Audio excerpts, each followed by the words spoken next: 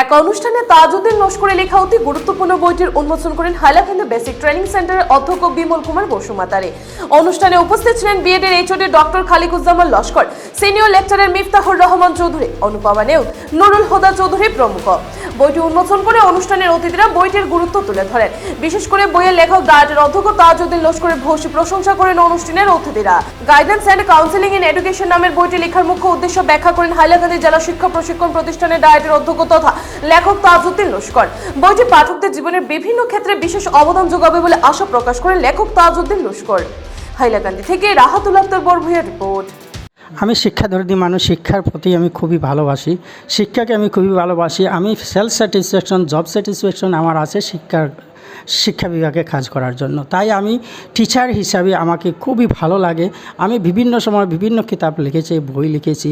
প্রথম অবস্থায় আমি লিখেছিলাম যে কলা শিক্ষা এবং কলাতত্ত্ব বলে একটা বই, সেটা নর্থ লক্ষ্মীপুরে লিখেছিলাম 2004 সালে। তারপরে আমি আরও ধেমাজিতে যাওয়ার পরে ধেমাজিতে ডায়েটে জেলা শিক্ষা এবং প্রশিক্ষণ প্রতিষ্ঠানে যখন ছিলাম তখন আরও একটা বই লিখেছিলাম, যেটা ওয়ার্ক এডুকেশন বলে প্রাথমিক শিক্ষকদের জন্য লিখেছিলাম।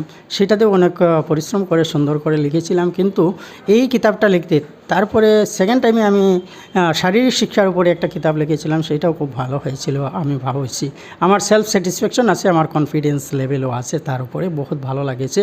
তারপরে আমি একটা ডিস্টেন্স লার্নিং মেথোলজির উপরে একটা আসাম অ্যাডমিনিস্ট্রেটিভ স্টাফ কলেজের মধ্যে 15 দিনের একটা ট্রেনিং নিয়েছিলাম। সেই ট্রেনিংয়ের উপরে ভিত্তি করে কিতাব লেখার উপরে একটা বই লেখার উপরে একটা ট্রেনিং নিয়েছিলাম।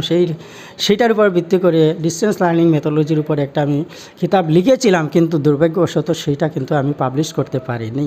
সেইটা ম্যানাস্ক্রিপ্ট হিসাবে এখনও আছে।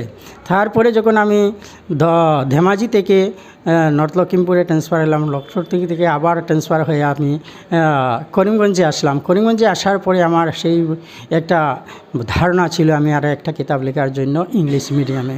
তো আমার এই ধারণা যেটা ইচ্ছা ছিল, সেই ইচ্ছাটা পূরণ করতে আমি করিমগঞ্জ থেকে যখন 2016 সনে আইছিলাম, তারপরেই আমি ছাত্রছাত্রীরাও বহুত ডিমান্ড করেছিল যে গাইডেন্স অ্যান্ড কাউন্সিলিংয়ের উপরে স্যার আমরা বহুত অসুবিধা হয়, যদি আপনি কিছু লিখতে পারেন। আমি তখন ক্লাস কিছু নিতাম গাইডেন্স কাউন্সিলিংয়ের উপরে।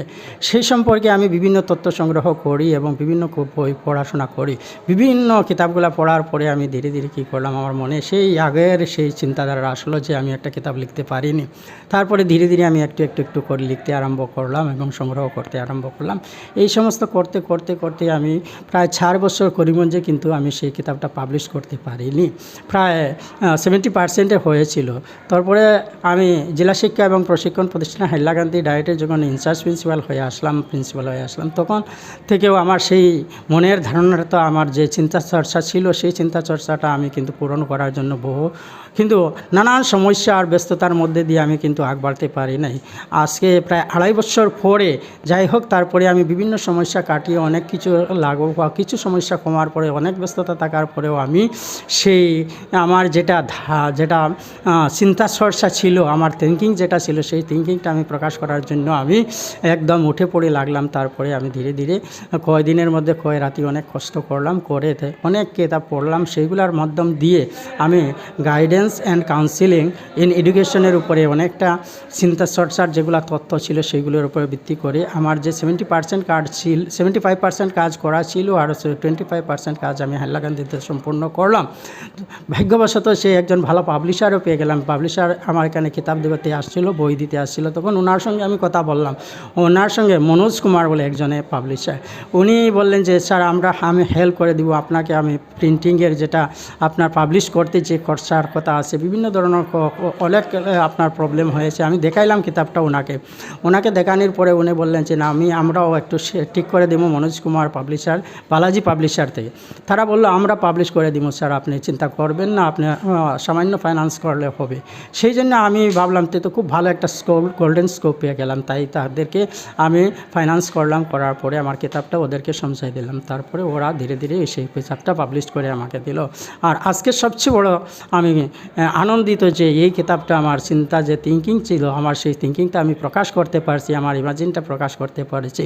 আর সমাজের সোশিয়ালি যে সমাজ ব্যবস্থা আর বিভিন্ন ধরনের ছাত্র শিক্ষক আর শিক্ষায়িত্রী বা প্যারেন্টস সবকে উদ্দেশ্য করে আমি এই বইটা লিখেছিলাম। এই বইয়ের মধ্যে অনেক কিছু কথা আছে যেগুলা বিশেষ করে গাইডেন্স, এডুকেশনাল গাইডেন্স আছে, ভোকেশনাল গাইডেন্স আছে। ভোকেশনাল গাইডেন্সের মধ্যে অনেক কিছু আছে, তার ডিফারেন্স আছে।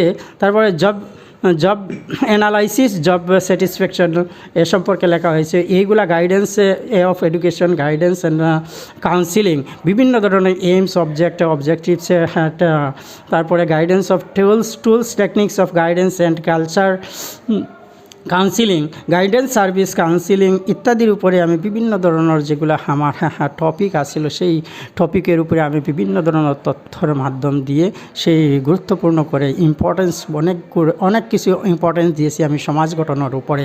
বিশেষ করে ব্যক্তি বিশেষের প্রত্যেকজন ব্যক্তি, এখানে প্যারেন্ট, টিচার, শিক্ষক, ছাত্রছাত্রী সবকে আমি উদ্দেশ্য করে নিয়ে লিখেছি এই কিতাবটা, যাতে সবারই উপকারে আসে, যারা প্রত্যেকজনই সুন্দরভাবে যাতে এই কিতাবের মাধ্যম দিয়ে অনেক কিছু অনুপ্রেরণা পাইতে পারে, আরও সমাজে অনুপ্রেরণা পায় ওই যে হলিস্টিক ডেভেলপমেন্ট আর অলরাউন্ড ডেভেলপমেন্ট করার দিকে দিশা পরামর্শ করতে পারে, সেই দিকে আমি কোনো গুরুত্ব দিয়েছি। আর আশা করি আমি এই কিতাবটা যদি যারা রিডিং করে, তাহলে আমার সমাজের বিভিন্ন ব্যক্তিরা বা টিচার, স্টুডেন্ট বা ফ্যাকাল্টিজ প্রত্যেকে যদি পড়েন, তাহলে অনেক কিছু উপকৃত হতে পারবেন। আমি আশা করি, আমার কনফিডেন্স আছে যে এই কিতাবের মাধ্যম দিয়ে আমি সমাজের অনেক কিছু অবদান বাড়াইতে পারবো, আর অনেক কিছু অবদান ওরা পাবে। আর সেই কিতাবের মধ্য দিয়ে তাদের সমাজ জীবন আর নিজের ব্যক্তিত্ব ফুটিয়ে তুলতে খুব সক্ষম হবে, লাইফ স্কিল ডেভেলপড হবে, বিভিন্ন ধরনের কলা কৌশল, টেকনিক, টুলস, প্রিন্সিপল ইত্যাদির উপরে নিজের চিন্তাধারার বিকাশ ঘটাতে পারবে। আর আমি বিশেষ কিছু বলছি না, এখানে আমি সমাপ্ত করছি। ধন্যবাদ।